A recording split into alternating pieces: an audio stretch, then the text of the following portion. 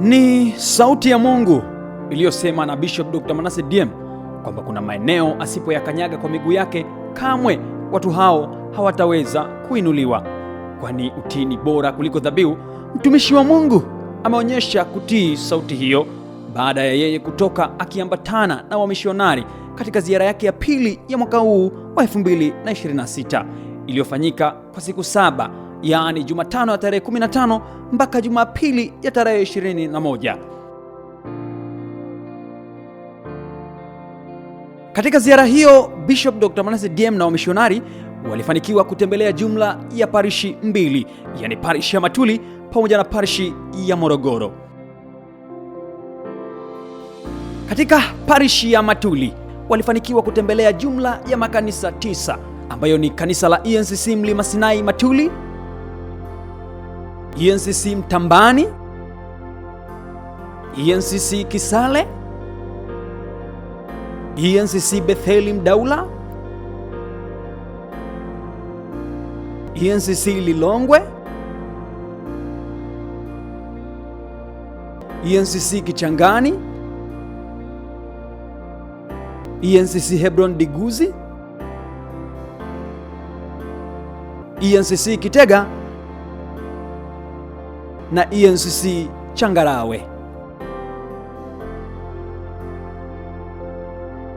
Na katika parishi ya Morogoro walitembelea jumla ya makanisa 4 ambayo ni kanisa la ENCC Ebenezer Temple,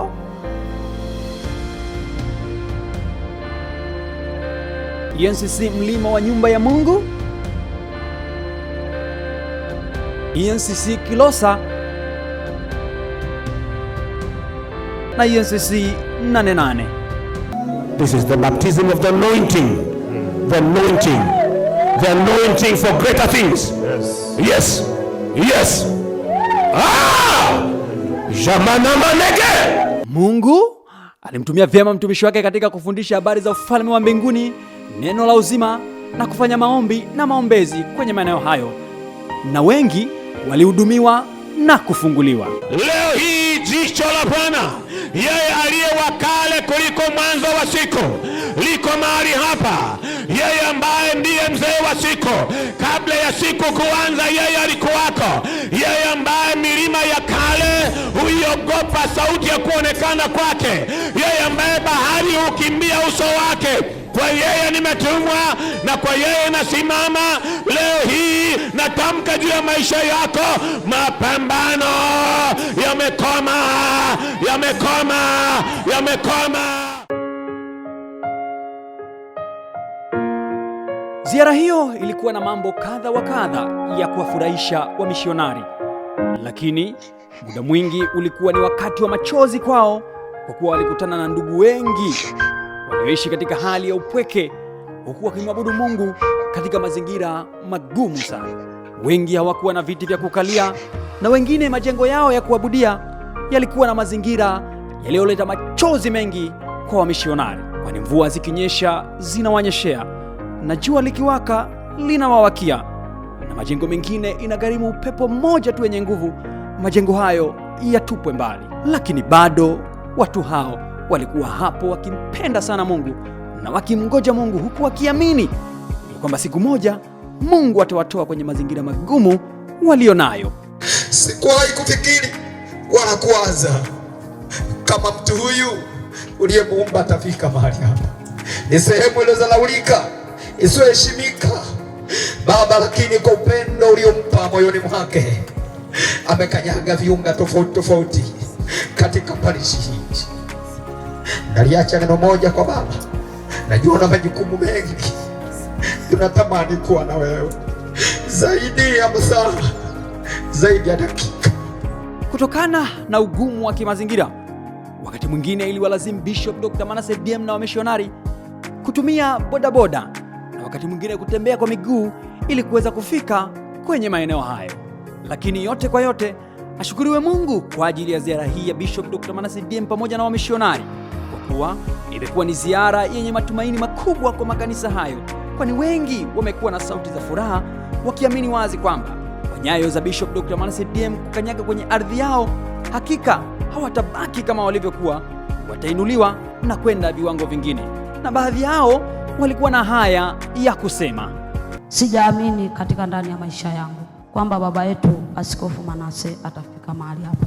Tunamwonaga tu mjini, lakini kwenye poli kama hili, kwa kweli ni jambo ambaye yani mimi bado nashangaa mpaka sasa hivi. Lakini Mungu, tunaye Mungu asiyoshindwa jana na leo.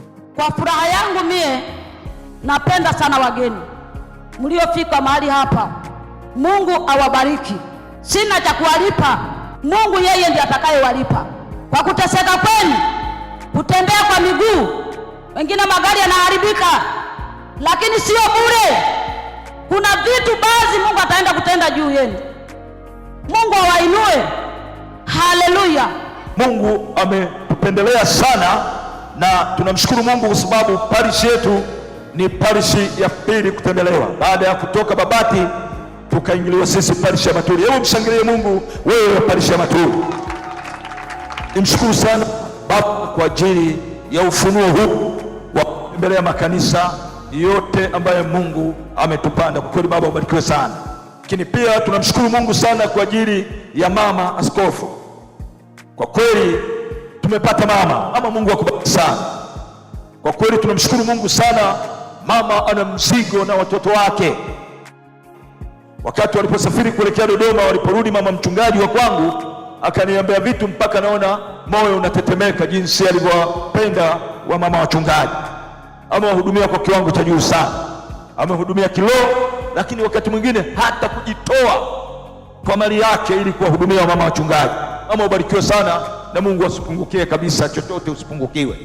Aendelee kukujaza ili sisi watoto wako tuendelee kunemeka.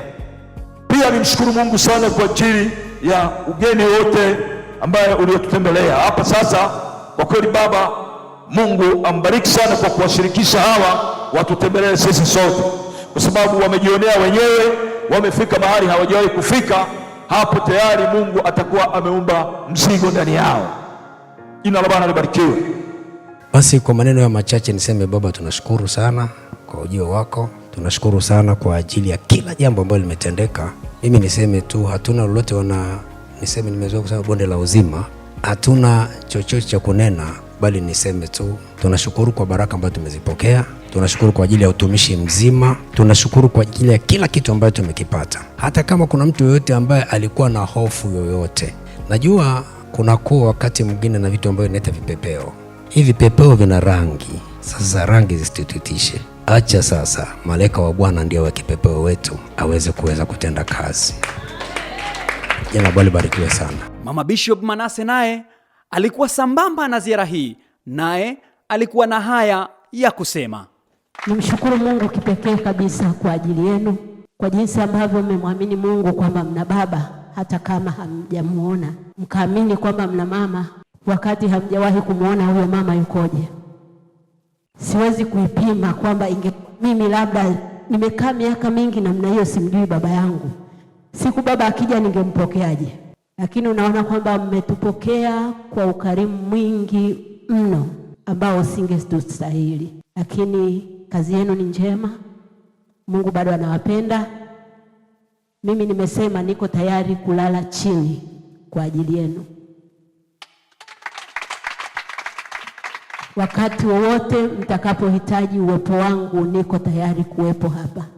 Haijalishi nitatembea kwa baskeli, haijalishi nitatembea kwa mguu. Nimechagua kumtumikia Mungu. Nimechagua, maana najua nitaulizwa roho zenu kwamba ulikuwa na watoto, ulikuwa na watoto, ulikuwa unawahudumia kweli kama inavyostahili? Ili nisidaiwe kwa Mungu, nitakuja kuwaona tena. Nasi kama Hebron TV tunakusihi wewe uliyetazama taarifa hii, omba sana kwa ajili ya makanisa ya ENCC Tanzania. Omba sana kwa ajili ya mtumishi wa Mungu Bishop Dr. Manase DM. Omba sana kwa ajili ya wamishionari. Tena ikiwezekana fungamana nao katika kupeleka ziara hii ili Mungu aendelee kuwagusa na kuwahudumia walio wengi. Mungu akubariki na kwa heri kwa sasa. As always we say, Hebron TV is the mountain of peace and excellence.